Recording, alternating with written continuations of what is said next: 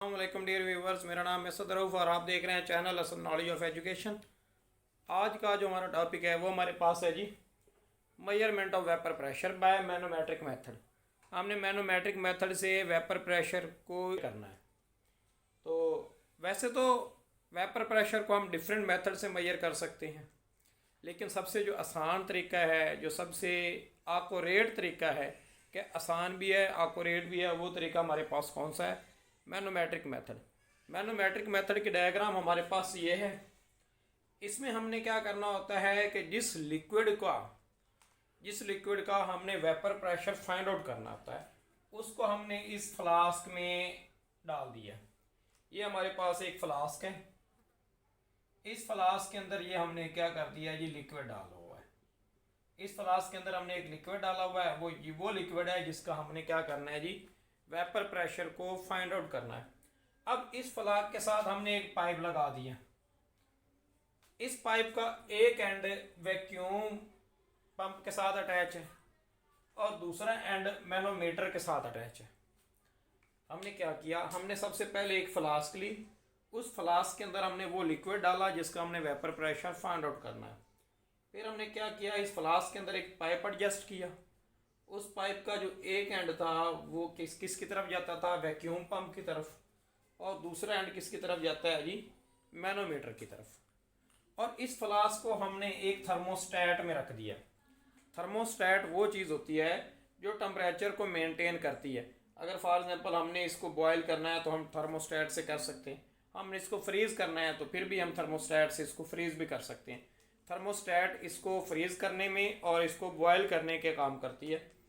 तो ये हमारे पास क्या है, ये एक डायग्राम है किसकी, मैनोमेट्रिक मेथड की। हमने जब इस फ्लास्क में जब हमने वो लिक्विड ले लिया है जिसका हमने वेपर प्रेशर फाइंड आउट करना है, तो फर्स्ट ऑफ ऑल हम इसमें क्या करते हैं, हम इस लिक्विड को फ्रीज कर देते हैं। पहला काम हमारे पास क्या है, पहला काम है कि ये जो हमारे पास लिक्विड हमने फ्लास्क में लिया हुआ है, उस लिक्विड को हमने क्या कर देना है जी, फ्रीज कर देना है। लिक्विड जब आपका फ्रीज हो गया है तो आपने क्या किया है, वैक्यूम पंप के जरिए उसको जितने भी एयर ड्रॉप्स थे उसको हमने निकाल दिया है। वैक्यूम के पंप के जरिए हमने सारे के सारे एयर ड्रॉप्स निकाल दिए हैं। हमने फिर क्या किया, हमने इसको नीचे से थोड़ा हीट दिया। हीट देने से क्या हुआ, ये जो हमने फ्रीज किया हुआ था वो क्या हुआ, हमारे पास दोबारा लिक्विड हालत में आ गया। जब ये दोबारा लिक्विड हालत में आ गया, फिर हमने क्या किया, फिर हमने इसको फ्रीज कर दिया।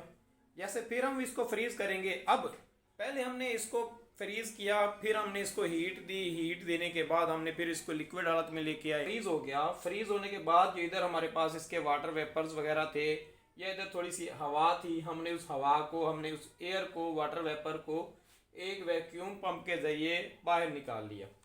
फिर हमने क्या किया, हमने इसको मेल्ट कर दिया। हमने इसको क्या कर दिया, हीट दे के मेल्ट कर दिया, हीट कर दिया इसको। फिर हम क्या लिखेंगे, सेकंड स्टेप हमारे पास क्या था जी, हमने उस लिक्विड को क्या कर दिया जी, हीट करके दोबारा मेल्ट कर लिया। जब वो हीट करके मेल्ट हो जाएगा तो फिर हम उसको अगेन क्या करेंगे, फ्रीज कर देंगे। अगेन फ्रीज करने से क्या होगा, हीट हम इसलिए कर रहे हैं कि ताकि इस जो हमारे पास फ्रीज लिक्विड है उसके अंदर कुछ वाटर वेपर्स हैं या उसके अंदर कुछ एयर ट्रैप्ड है, ट्रैप्ड एयर को निकालने के लिए हम इसको दोबारा फ्रीज करते हैं। तो हमने क्या किया जी, इसको अगेन फ्रीज किया।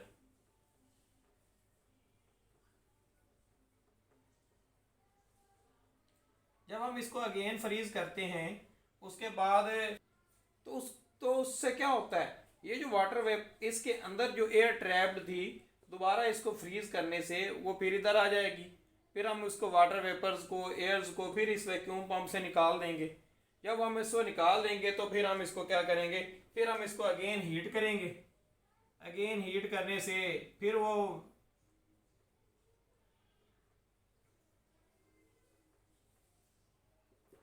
अगेन हीट करने से क्या होगा, जो जो बचे कुचे वाटर वेपर्स ही हैं वो भी हमारे पास निकल जाएंगे। इस तरह हम क्या करते रहते हैं, इन प्रोसेस को रिपीट करते रहते हैं, तब तक रिपीट करते रहते हैं जब तक हमारे पास सारी की सारी एयर सारे के सारे वाटर वेपर्स वगैरह बाहर नहीं निकल जाते। अब हमारे पास क्या है, अब हमारे पास ये लिक्विड है। अब हमने इसको क्या करना है, बॉयल कर देना। देन हमारा जो आगे वाला स्टेप है वो क्या है जी, लिक्विड को बॉयल कर देना है।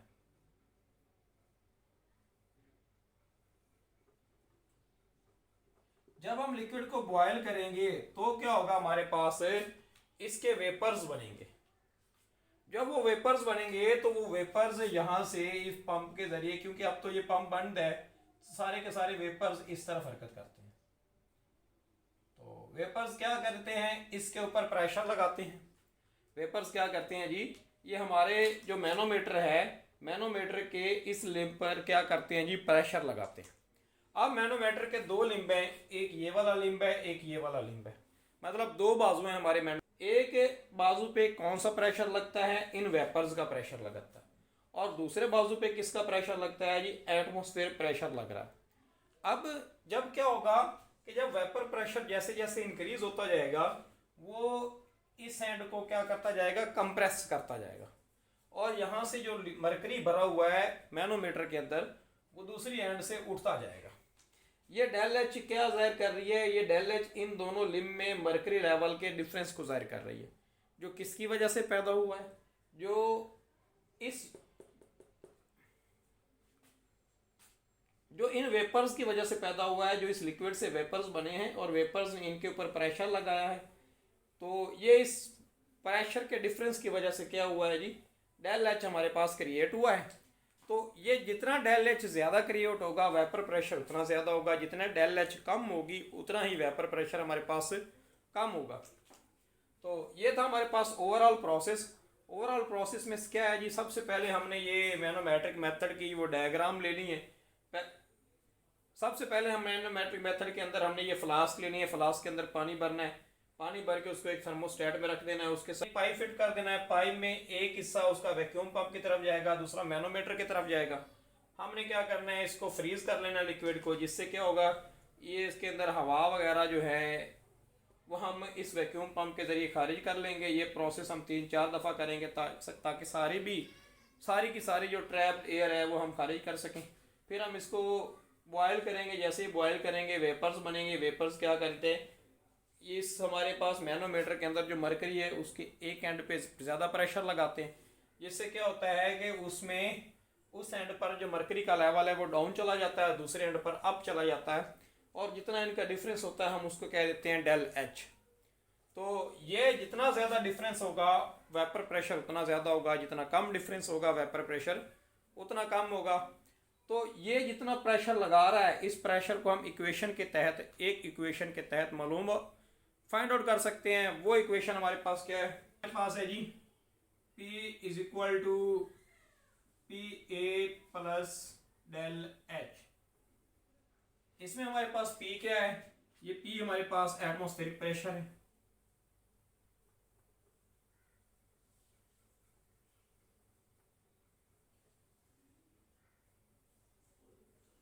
ये P हमारे पास क्या है, ये P हमारे पास वेपर प्रेशर है जी, जितना वेपर ने एड साइड से प्रेशर लगाया है।